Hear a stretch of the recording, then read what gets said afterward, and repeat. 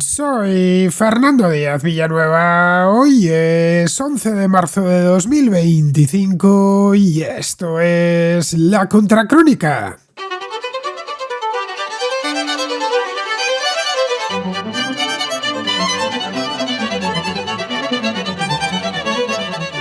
En los últimos días Siria ha sido el escenario de una de las olas de violencia más intensas desde la caída del régimen de Bashar al-Assad en diciembre del año pasado, de 2024. Los enfrentamientos, centrados principalmente en las provincias costeras de Latakia y Tartus, han reavivado los temores de una nueva guerra civil, o mejor dicho, de que se reanude la guerra civil que en estos momentos se encuentra en pausa sin que se haya alcanzado aún un acuerdo definitivo de paz. La minoría alawita, históricamente vinculada al clan de los al-Assad, ha sido blanco de asesinatos selectivos que han conmocionado a la comunidad internacional. Todos señalan como responsable al nuevo gobierno de Ahmed al-Shara, que lucha por consolidar su autoridad en un país profundamente fracturado. El conflicto estalló el pasado jueves, el 6 de marzo, cuando grupos armados leales al depuesto régimen de Assad, muchos de ellos alawitas, lanzaron una serie de ataques coordinados contra posiciones de las fuerzas de seguridad del gobierno en la región costera, un bastión tradicional de esta minoría religiosa. Según diversas informaciones, los insurgentes, liderados por figuras como el excomandante Suhail al-Hassan, conocido como el Tigre, intentaron aprovechar el descontento de la comunidad alawita, que está sufriendo represalias desde la caída de Bashar al-Assad. Estos ataques dejaron decenas de muertos entre las fuerzas leales al gobierno, lo que desencadenó una respuesta militar por parte de milicias cercanas a Hayat Tahrir al-Sham, la guerrilla de origen islamista que se hizo con el poder en diciembre del año pasado. La represión que siguió ha sido descrita como brutal. Según el Observatorio Sirio de Derechos Humanos, más de 1 millón de personas han muerto en menos de 3 días, entre ellos unos 750 civiles alawitas, muchos ejecutados a sangre fría en lo que este observatorio ha calificado como masacres sectarias. Vídeos y testimonios verificados muestran escenas desgarradoras, cuerpos apilados en patios, ejecuciones sumarias y saqueos de domicilios alawitas. Las fuerzas de seguridad, apoyadas por milicias sunitas, han sido acusadas de atacar indiscriminadamente a civiles alawitas, independientemente de si estaban o no relacionados con el régimen de Bashar al-Assad. Estas acciones han empeorado las tensiones internas, alimentando el miedo a una limpieza étnica en la región. El presidente interino, entre tanto, Ahmed al-Shara, ha intentado desvincularse de estas masacres, atribuyendo la violencia a acciones individuales y a los restos del régimen de Assad. En un discurso que ofreció el domingo, prometió investigar las violaciones contra civiles y exigió la rendición de los grupos armados alawitas, advirtiendo que no tolerará desafíos a su autoridad. Pero sus palabras han sido recibidas con escepticismo, especialmente por la comunidad alawí, que se siente marginada por un gobierno de mayoría sunita que no ha querido incluirlos en el denominado proceso de transición. La comunidad internacional ha reaccionado con preocupación. Naciones Unidas, a través de su alto comisionado para los derechos humanos, Volker Turk, ha exigido acciones inmediatas para proteger a los civiles, mientras que países como Estados Unidos o la Unión Europea han condenado las atrocidades y han pedido investigaciones independientes. La situación también ha generado críticas hacia el papel de potencias extranjeras en Siria, como Irán, acusado de apoyar a los insurgentes alawitas, y Turquía, que respalda al gobierno de al-Shara.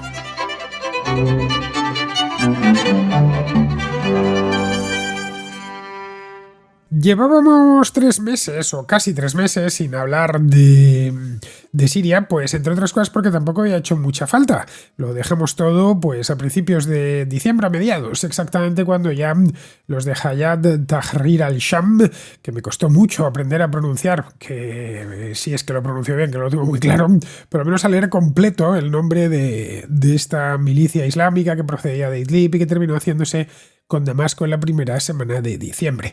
No es que las cosas hayan estado tranquilas, en Siria las cosas nunca están tranquilas, pero no había motivos tampoco para que las historias que saliesen de allí pues terminasen apoderándose de la crónica de sucesos, iba a decir, por lo que pasó el otro día en la costa de Siria va mucho más allá de la crónica de sucesos, de la crónica internacional.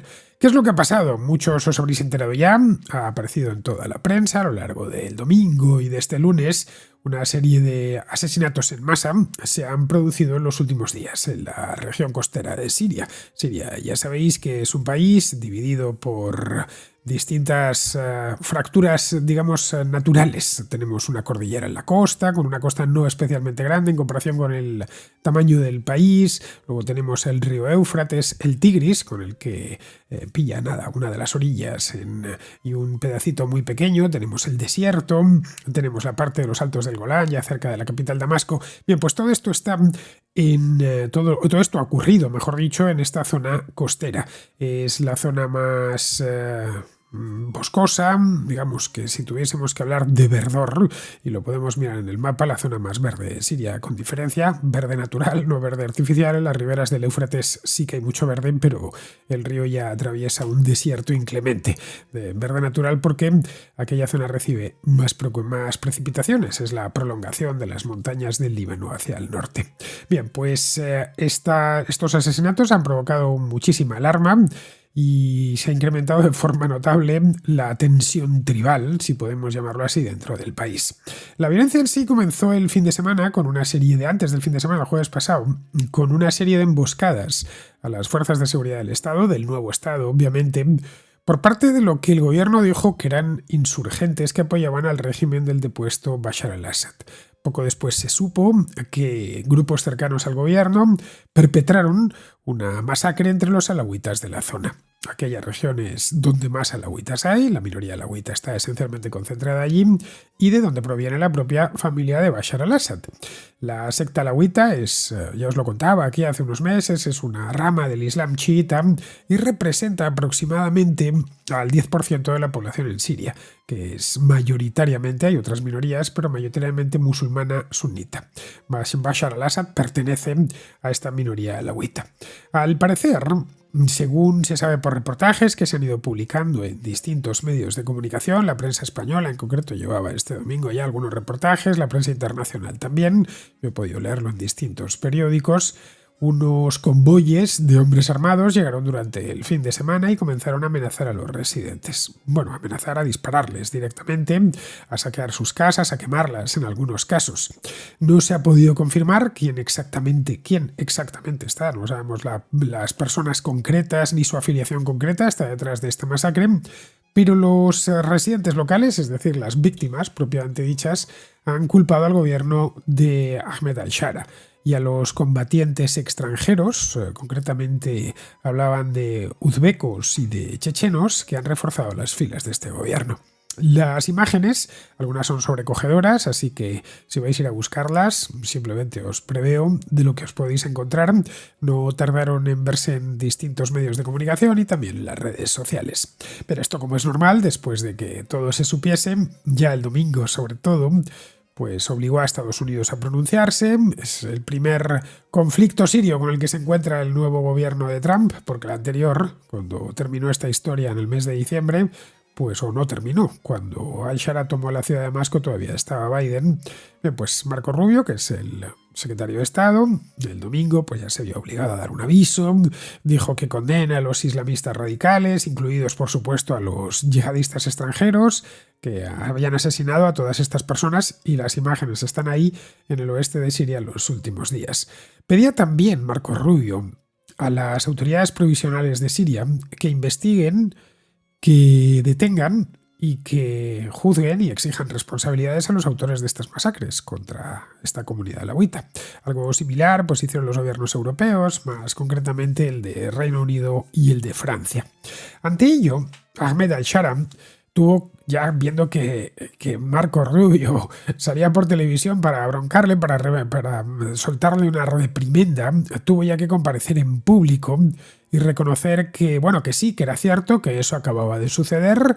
Aseguró que iba a crear un comité independiente para investigar los ataques contra los civiles y también los ataques contra las fuerzas de seguridad, que según contó él, pues era lo que había dado lugar a todo este triste episodio. De hecho, él centró la acusación, lo estuve viendo, y lo que centraba la acusación Shara era sobre lo que él denominaba restos del antiguo régimen, junto con fuerzas externas que lo respaldan. Es decir, que ambos se están acusando de tener de fuerzas externas, vamos, yihadistas o soldados extranjeros que están luchando por uno o por otro lado. Bien, pues lo decía que los culpables verdaderos de esta historia son esos restos del antiguo régimen por haber emboscado y asesinado a miembros de las fuerzas de seguridad de Siria, de la nueva Siria, en una ciudad de la zona llamada Yavle. Fue entonces, según dijo, cuando él mismo ordenó un contraataque que empezó el viernes en la costa mediterránea de Siria para localizar a estas guerrillas que les estaban atacando y, como es natural, pues neutralizarlas. Shara se refirió a ellos como rebeldes del régimen de Al-Assad que están intentando crear un nuevo conflicto y arrastrar al país a una guerra civil, con el objetivo, bueno, pues de dividirlo y de destruir su estabilidad. No sé exactamente de qué estabilidad hablaba este hombre porque Siria es cualquier cosa menos estable. Lo único que se ha mejorado es que al menos la guerra civil no está medio parada o prácticamente parada, aunque después de lo de este fin de semana uno ya se pregunta si realmente eso está parado. Pero bueno, que no tiene nada que ver con los enfrentamientos que había hace solo unos años. El choque entre estas fuerzas del gobierno y los alawitas, si queremos llamarlos así, o estos que les habían atacado, fueron enfrentamientos en serio, es decir, hubo incluso artillería, y se han producido en los últimos 3 días. Pero vamos, esto yo creo que no sorprende a nadie. La guerra civil en Siria no ha terminado, simplemente se encuentra en una suerte de impasse, pero los problemas en Siria son constantes. Os decía al principio que hace tiempo que no hablábamos de Siria, y no por nada, sino porque no da motivo suficiente, pero motivo para hablar de Siria sí que hay continuamente. Son pequeñas noticias que los que seguimos la actualidad internacional pues leemos, aunque sea muchas veces nos quedamos solo con el titular, porque son pues un muerto aquí, un muerto allá, enfrentamientos en tal sitio. Es decir, es una guerra que está en una pausa, pero que continúa. Los problemas de Siria se mantienen. Hay un goteo de tiroteos, de víctimas, que no ha cesado desde que el 8 de diciembre estos de Hayat Tahrir al-Sham se hicieron con Damasco y con el poder en buena parte de Siria. Esta es la realidad. Si echamos un vistazo a la hemeroteca, lo que os digo, que a poco que uno lea la sección internacional y que se quede con algunos titulares, pues recordará historias de los últimos 2 meses que han pasado, pequeñas historias que han pasado en Siria. Lo que nos encontramos, por ejemplo, es que en la zona costera, que es la más caliente ahora mismo, y es el corazón mismo de la Siria, la alawita, los problemas son recurrentes. El 26 de febrero, por ejemplo, las fuerzas de seguridad de Latakia es la principal ciudad de la costa, el mayor puerto, de hecho, de Siria, mataron a 4 personas. Entre ellas, esto se lo estoy tomando una noticia, de un oficial del ejército del régimen de Bashar al-Assad, que supuestamente este oficial estaba protegido por una amnistía que había dictado y había promulgado el nuevo gobierno. Y el que este hombre se había acogido después de haber depuesto las armas. Un día después, esto fue el 26, pues el 27, en Kardaja es el pueblo de los al-Assad, es decir, es el pueblo donde nació y donde fue enterrado Hafez al-Assad, el padre de Bashar, vamos, para que nos hagamos una idea. Bueno, pues allí los vecinos atacaron una comisaría de policía después de que las autoridades de Damasco pues instalasen un puesto de control y disparasen a un manifestante. Como veis, son continuos las historias. Tengo una más. Al día siguiente estallaron combates en 3 ciudades, combates callejeros, peleas callejeras, disturbios, en toda regla en 3 ciudades costeras. Cuando los partidarios del nuevo gobierno fueron recorriendo los barrios dominados por los alawitas de Assad, blandiendo machetes y banderas de Al-Qaeda.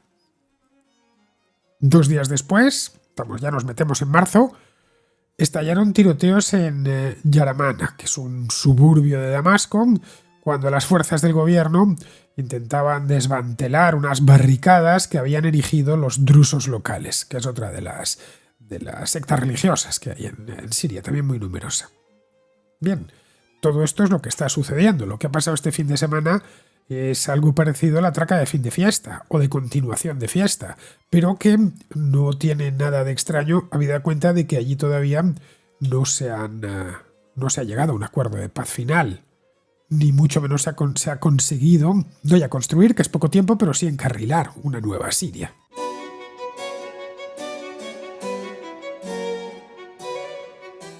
El hecho es que el Ahmed al-Shara, el nuevo dueño de Siria, ha prometido presentar, podríamos llamarle presidente, pero un presidente interino, pero vamos, todavía no ha sido elegido ni nada de eso. No existe la Siria de al-Shara como si existía la Siria de Bashar al-Assad. Ha prometido, bueno, lleva tiempo prometiendo desde hace 3 meses, presentar un gobierno para que una el país, un gobierno de consenso, un gobierno de unidad nacional. Ojo, el país lleva 14 años de guerra civil y bueno, y antes de eso 50 años de dictadura. Prometió que tendría todo listo pues para este 1 de marzo, pues que estamos a 11 ya.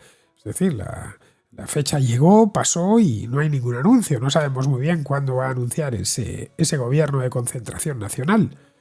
Él se autoproclamó presidente el 8 de diciembre y no olvidemos de dónde viene.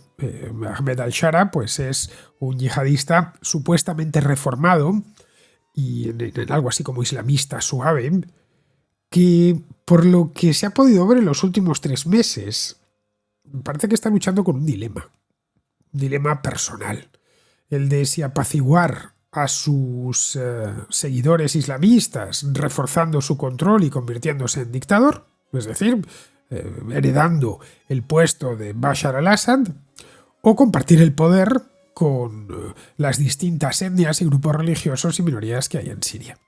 Esto evidentemente le obligaría a ceder grandes parcelas de poder. Hasta ahora no ha sido ni lo suficientemente asertivo para mantener el orden y afianzarse como dictador, ni lo suficientemente inclusivo y dialogante como para tranquilizar a las minorías y a la comunidad internacional. Eso es lo cierto. Está en ese dilema, no sabemos realmente qué pasa por su cabeza, pero está entre las dos cosas. Lo de este fin de semana quedaría más en el lado del dictador. Otras actividades que ha hecho en los últimos 3 meses van más en el lado del tipo dialogante que quiere efectivamente crear una nueva Siria. El hecho es que Siria, la nueva y la antigua, está en la ruina más absoluta. Eso es lo cierto. Los pueblos se calientan y cocinan con la poca madera disponible. Van cortando troncos de los pocos árboles que van quedando para calentarse. Los niños revolotean en los basureros en busca de comida. Los hombres sacan cobre de los edificios para luego venderlo en el mercado negro. El gobierno está en quiebra y los bancos se están quedando sin dinero, sin reservas, las pocas que podían tener. Vamos, que la economía siria está hundida por completo. Los miembros del gobierno de al-Shara aseguran que ellos han aprendido la lección de cómo cayó Saddam Hussein en Irak en el año 2003. Es decir, por ahora, y esto sí que hay que reconocerlo, no se ha producido una ola de saqueos, pero no por nada, sino porque no queda casi nada que saquear, ni tampoco desórdenes máximos, salvando este último del fin de semana. Estos últimos 3 meses han sido relativamente pacíficos. Pero aún así el país está muy lejos de encaminarse hacia la paz. El gobierno, que muchos sirios recibieron con optimismo, creyendo que Shara y los suyos serían capaces de poner fin a la guerra, no sabe muy bien lo que hacer. Han disuelto el ejército, esto lo sabemos, y los servicios de seguridad de Bashar al-Assad, han abolido todos los partidos políticos, incluyendo, por supuesto, el de el Ba'ath, que era el partido de los Assad, y han purgado la administración pública. De hecho, la mayor parte de los concejales de etnia alawita que había en Damasco han perdido todos sus empleos, pero no los de otras comunidades. Es decir, que de facto están siendo represaliados, en mayor o en menor medida. Según algunas estimaciones, casi la mitad del 1,5 millones de empleados públicos que tenía el régimen anterior han sido despedidos. Los rebeldes, convertidos ahora en gobernantes, también han expulsado de sus casas a muchas familias de antiguos funcionarios. Al igual que sucedía con Bashar al-Assad, estos de Sharam tienen auténtica debilidad por el nepotismo y priorizan la lealtad sobre el mérito. Shara ha nombrado a su hermano mayor, que se llama Maher, le ha nombrado ministro de Sanidad y le ha asignado como residencia una mansión muy lujosa en el mejor barrio de Damasco, una mansión que pertenecía antes a un general de alto rango de Bashar al-Assad.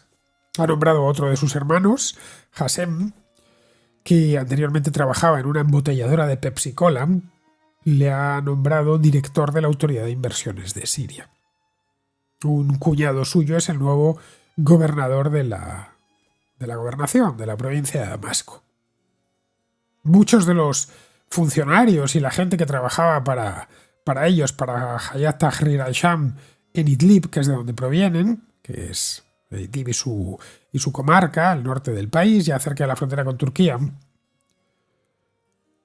han sido colocados con calzador, además, en puestos de mucha responsabilidad en Damasco. El nuevo jefe de policía de Damasco, por ejemplo, viene de allí, hasta el jefe del departamento de antigüedades de la ciudad, una ciudad que tiene muchas antigüedades, como es Damasco. El nuevo gerente de todas las zonas industriales de Siria, pues dirigía anteriormente una pequeña empresa en Idlib. El nuevo decano de Ciencias Políticas de la Universidad de Damasco era el decano de la Universidad de Idlib. Por lo general, los recién llegados lucen relojes caros, corbatas exclusivas de factura italiana, mucha brillantina, bueno, como el propio Sharaa, que parece que le ha chupado el pelo a una vaca cuando sale en televisión. Es inevitable, viéndolo, tomando cierta distancia, que cosas así se produjesen. Estamos hablando de Siria, no de Luxemburgo. Es decir, que los nuevos tuviesen muchos de los vicios de los anteriores. El antiguo régimen, el régimen anterior, el de los Assad, era también muy violento y muy corrupto. Muchos de los miles, cientos de miles, quizá millones de personas que primero desposeyeron y luego bombardearon en las ciudades controladas por los rebeldes, pues quieren algún tipo de retribución. Y luego muchos más suponen que la caída del régimen pues pondrá fin a la penuria, al desempleo, a la falta de vivienda. Muchos observadores, eso sí, externos, lo que prevén es una reacción violenta si Sharaa no ignora la situación en la que se encuentran. Algunos, de hecho, ya le están acusando de traición. Pero esta, llamémosla idlibización, me acabo de inventar la palabra, es decir, el convertir toda Siria en Idlib. Ojo, esto es un riesgo que lo comentaba yo aquí a principios de diciembre, que cómo iba a montar la nueva Siria, si lo que iba a hacer es fotocopiar la ciudad de Idlib a escala nacional, pues podría tener problemas. Pero es exactamente lo que está haciendo, en buena medida. Los recién llegados, además, que son más religiosos que los de Damasco, pues han eliminado a los imanes relativamente liberales que había en algunas mezquitas de Damasco y los han reemplazado por otros que abrazan una versión más dura del Islam, como la que se practica en la provincia de Idlib. En lugares de la costa están segregando las niñas de los niños en las escuelas primarias. Muchos, aunque no todos, eso sí, los bares o los lugares de ocio y entretenimiento de Damasco han cerrado durante el mes de ayuno del Ramadán, que estamos en él, es decir, empezó a finales de febrero y terminará a finales de este mes. Se ha restablecido, por ejemplo, una prohibición durante mucho tiempo ignorada de consumir alcohol cerca de mezquitas y de escuelas. Este tipo de detalles, que muchos desde luego no se los esperaban y otros era lo primero que esperaban. El estilo de gobierno de al-Sharaa es más propio de una milicia en plena guerra que de un gobierno propiamente dicho. Tiene aversión a la delegación de poderes, pero luego su círculo más cercano está sobrecargado de competencias, pero son muy poco eficientes. Bueno, una de las razones, según parece, por las que Qatar no ha transferido la ayuda prometida, les prometió muchísimo dinero, es que el ministro de Asuntos Exteriores está demasiado ocupado, según parece, para responder a las llamadas del gobierno qatarí y reunirse con ellos. Luego tiene también el problema de los israelíes, que están cerca, están encima ahora mismo. Netanyahu ha enviado tanques a esa tierra de nadie, patrullada por la ONU, que tradicionalmente solía separar a los israelíes de los sirios. Bueno, Netanyahu ha ordenado que el ejército israelí avance hasta quedarse a solo 25 kilómetros de Damasco, es decir, encima, las afueras. Sus aviones de guerra, la aviación israelí, de hecho, bombardea los arsenales de armas que quedan en Siria precisamente para debilitar al régimen de Sharaa y que lo último que haga es fijarse en ellos. Vamos, que el rechazo a este hombre, a Sharaa, parece estar aumentando. Eso es, no sabemos hasta qué punto, porque tampoco es que se hagan encuestas, pero parece estar aumentando. La milicia kurda que gobierna Rojava, es decir, las provincias del noreste del país, no acepta su gobierno. Los miembros de las tribus de la provincia de Daraa tampoco, los drusos de Subaida tampoco, y los alawitas de las zonas costeras, pues, en fin, ya sabemos lo que ha pasado este fin de semana con ellos. Es decir, no quieren devolver sus armas y a la que han tenido la primera oportunidad se les han revuelto. Buena parte del antiguo ejército profesional de Bashar al-Assad, se calcula que compuesto por unos 150.000 hombres, ha huido a aldeas de las montañas. Algunos hablan de mantener a raya a las fuerzas hostiles con metralletas y lanzagranadas. De hecho, últimamente han surgido varios consejos alawitas en la costa que quieren el autogobierno y poco les falta para pedir la independencia. Es decir, que el fracaso en la reconciliación con los alawitas sea seguramente el mayor error de Ahmed Shara, tal y como hemos podido ver este mismo fin de semana.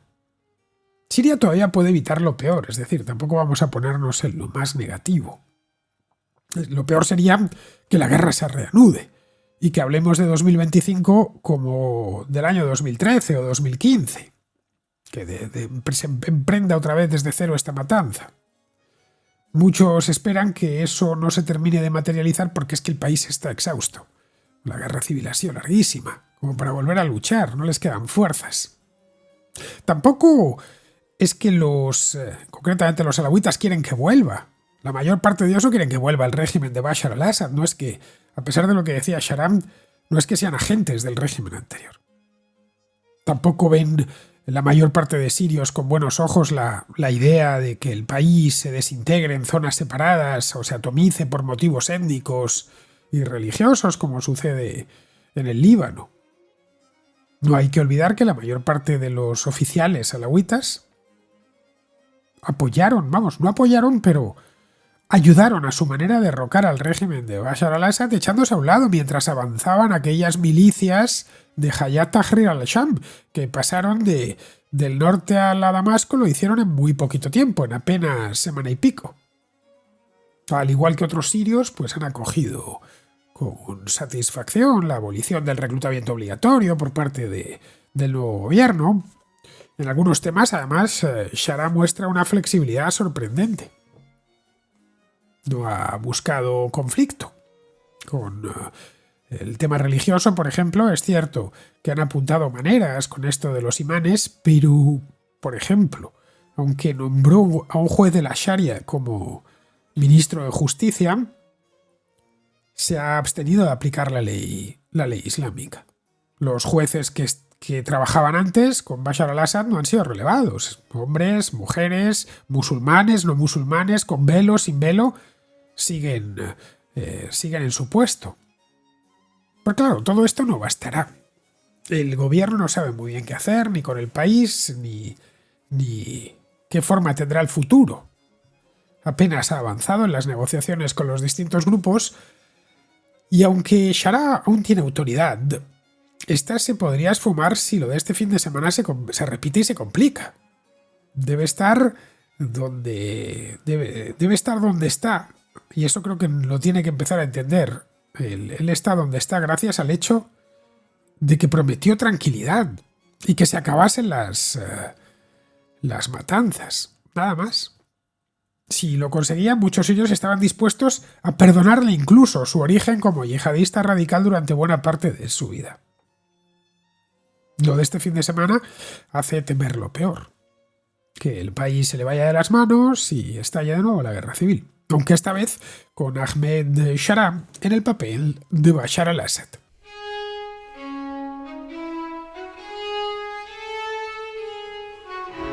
Vamos con la contrarréplica, empezamos con César, que nos habla del incremento de gasto en defensa por parte de la Unión Europea. Buenos días, Fernando. Acerca del podcast de hoy sobre el incremento de gasto para defensa de la Unión Europea, quería dejar unas notas de escepticismo que he echado de menos en tu exposición del tema.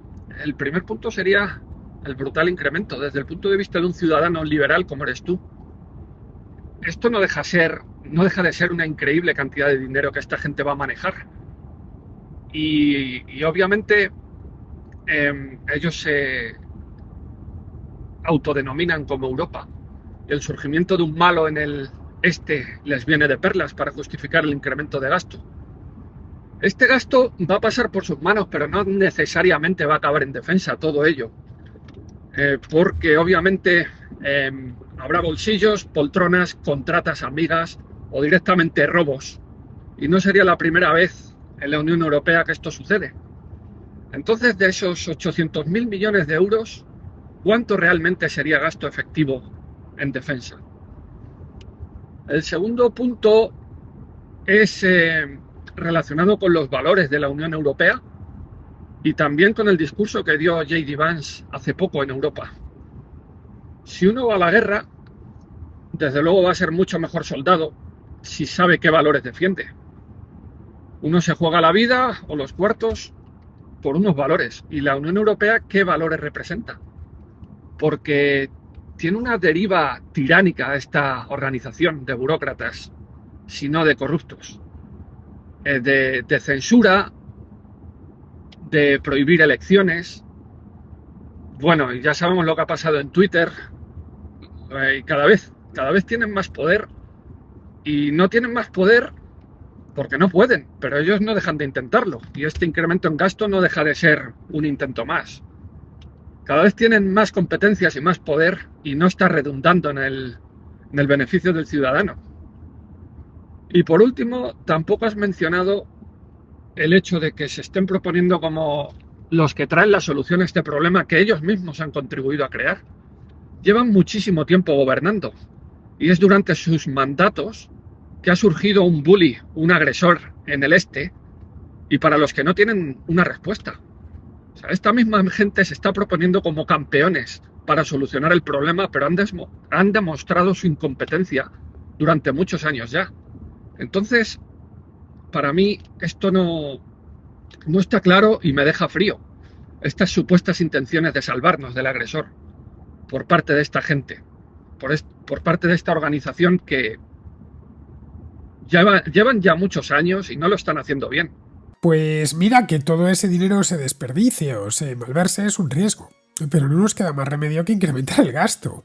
César, espero que esté debidamente vigilado y que si alguien se corrompe pues se descubra, se persiga y se condene a los responsables. Es decir, lo mismo que con cualquier otra partida de gasto. Recuerda que los estados europeos gastan anualmente de promedio la mitad de la riqueza que producen sus ciudadanos, así que nos encontraríamos con un capítulo más. De hecho, lo ideal sería que no se hiciese contra deudas, sino recortando gastos en otras partidas y reasignándolo en defensa. Pero vamos, el riesgo está ahí, efectivamente, y habrá que ser muy vigilantes, como se fue con lo de la pandemia, que ya sabemos que ayudó a llenar los bolsillos de algunos sinvergüenzas. Respecto a lo que comentas de los valores de la Unión Europea, a ver, creo que esto va más allá de la Unión Europea, estamos hablando de los valores occidentales, de democracia liberal, separación de poderes, Estado de Derecho, respeto por los derechos humanos, libertades fundamentales como la de expresión, que me permite a mí, por ejemplo, estar aquí hablando libremente. Eso en líneas generales son los valores occidentales y por los que merece la pena pelearse. Con armas, si fuese preciso. Si te fijas, ninguno de ellos se da cita en la Rusia de Vladimir Putin.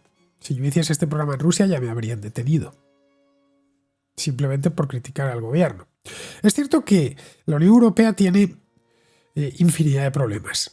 Necesita una reforma, eso está claro, y es abiertamente mejorable. Pero incluso esta Unión Europea llena de defectos es superior a todo lo que representa Putin y su régimen dictatorial y expansivo. Luego, en cuanto a la última, esto que preguntas, que dices, bueno, que afirmas, que llevan mucho tiempo gobernando. ¿Quién? Emmanuel Macron, Keir Starmer, Olaf Scholz, Giorgia Meloni, Pedro Sánchez, Dick Schoof, que es el nuevo primer ministro de Holanda, Ulf Kristersson, de Suecia, Donald Tusk, de Polonia. El que más tiempo al mando lleva creo que es Macron, que está desde mayo de 2017. Todos los demás llegaron después, ¿eh? Algunos, como Schoof o Starmer, llegaron hace nada, hace apenas unos meses.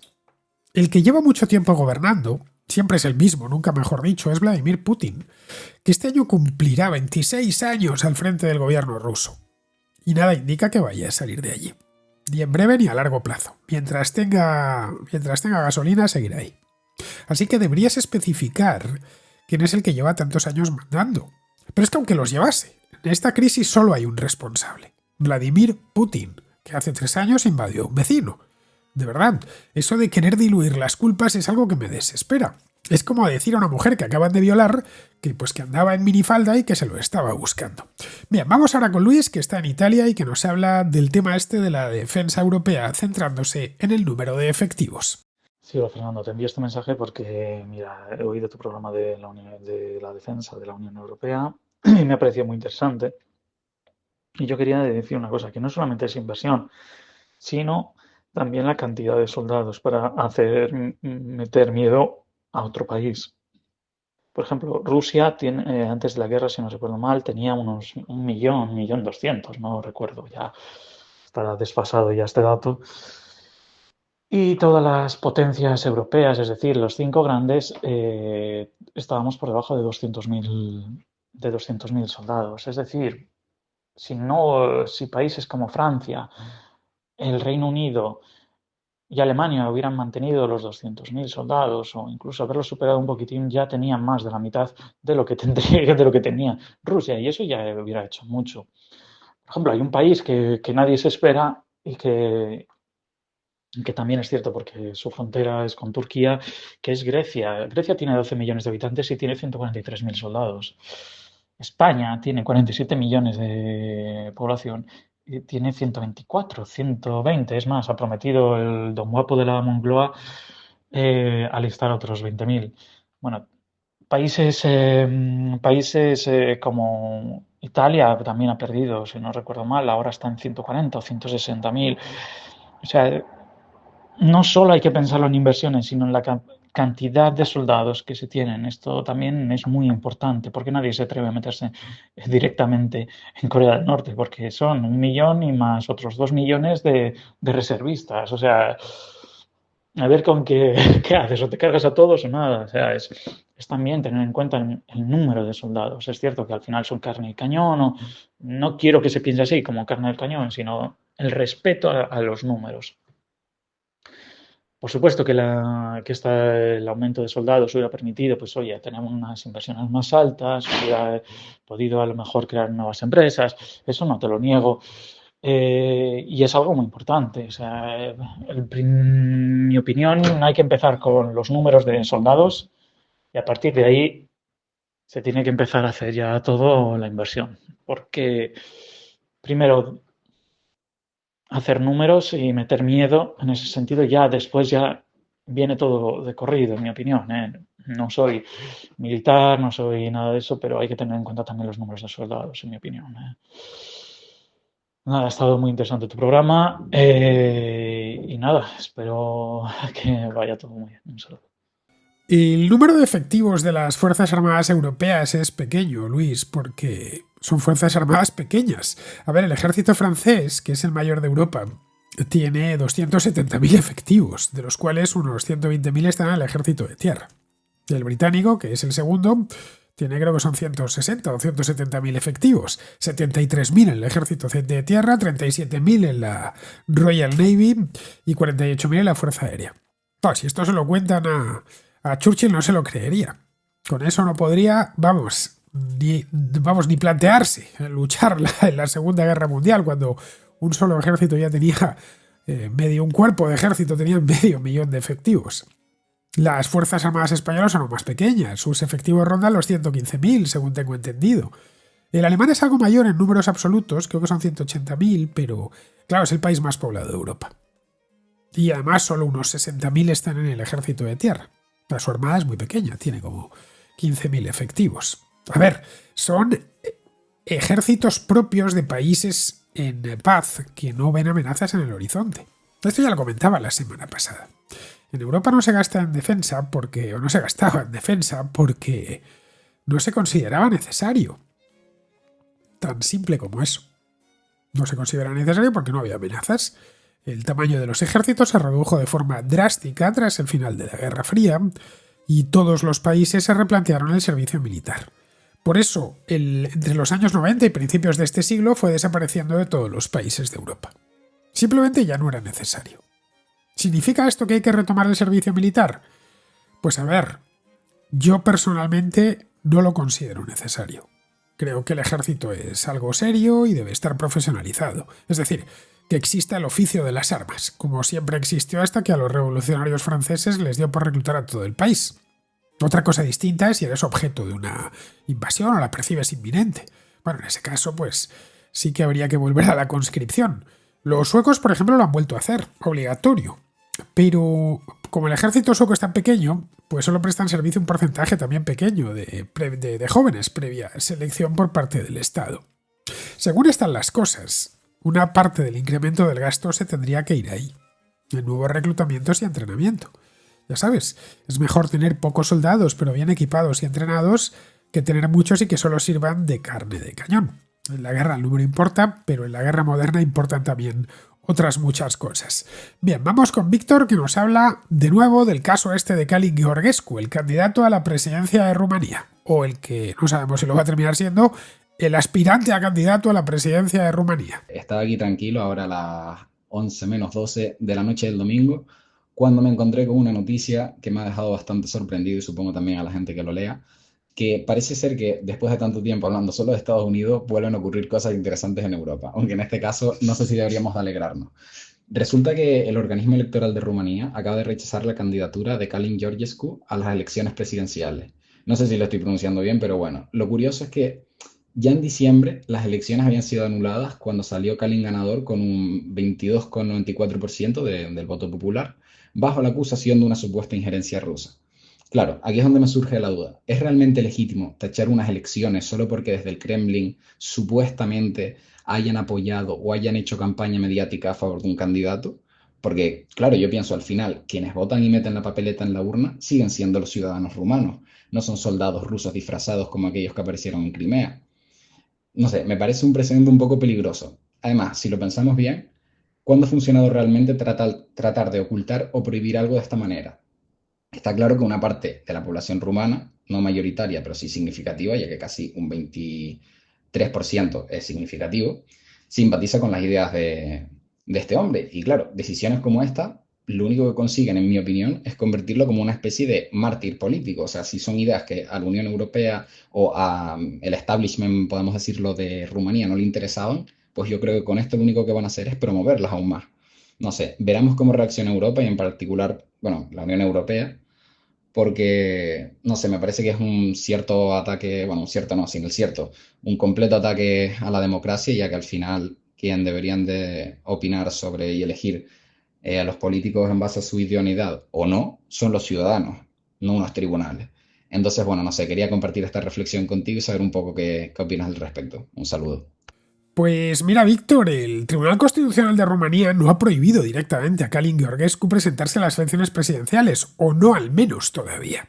Lo que ha hecho es dar argumentos, una serie de argumentos a la Oficina Electoral Central de Rumanía, que es como debe de ser, como la Junta Electoral Central en España, que este domingo rechazó la candidatura de Georgescu para las elecciones previstas para el mes de mayo. De argumentar una serie de razones, tanto formales como de fondo. Entre las razones formales, señalan que hay una serie de incongruencias en su declaración de bienes en comparación con la que presentó en noviembre de 2024, hace unos meses. Le acusan también del incumplimiento de ciertas obligaciones legales en el proceso de registro. Luego están las de fondo. Han dicho que Georgescu no cumple con la obligación de defender la democracia debido a sus posturas y sus posiciones políticas, que la autoridad electoral pues considera que son incompatibles con la Constitución rumana. Lo que ha hecho Georgescu, por ahora, estamos a 10 de marzo, es decir, bueno, a 10, yo estoy grabando esto el 10, lo estáis escuchando el día 11, es apelar ante el Tribunal Constitucional, que debe emitir un fallo definitivo pues en 48 horas, es decir, antes del 12 de marzo, el miércoles, vamos, es decir, mañana. Mañana para vosotros nos enteraremos. Por ahora no hay fallo, así que no se puede decir que haya una prohibición definitiva.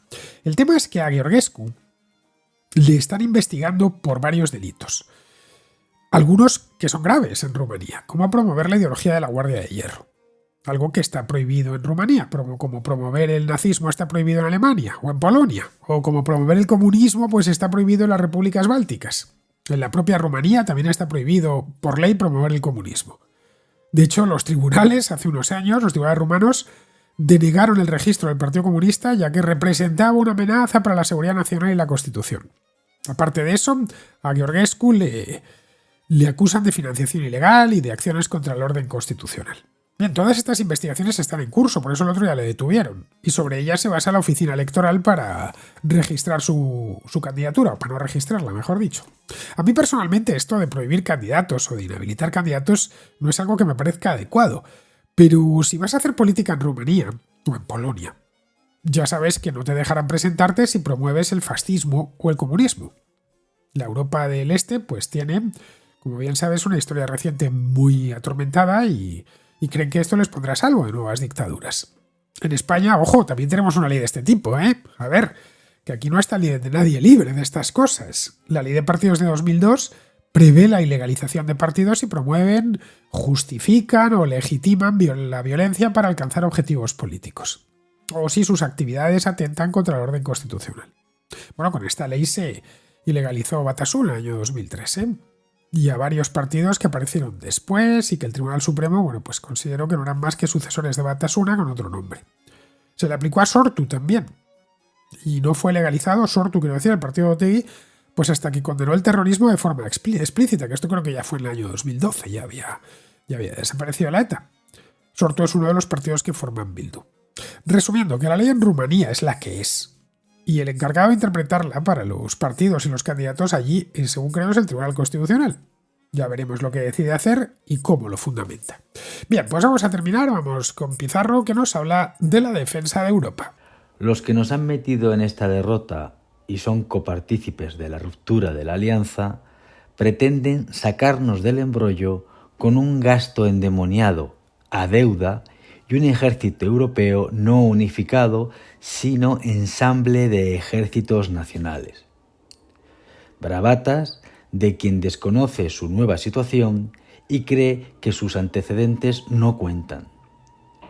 Llega la época de los hechos, no de las declaraciones, y si éstas son para anticipar hechos atolondrados, estamos aviados. Un cordial saludo de Pizarro. Y hasta aquí, queridos amigos, llega la contracrónica de hoy, 11 de marzo, mañana es 12 y estaré aquí de vuelta. Hasta mañana.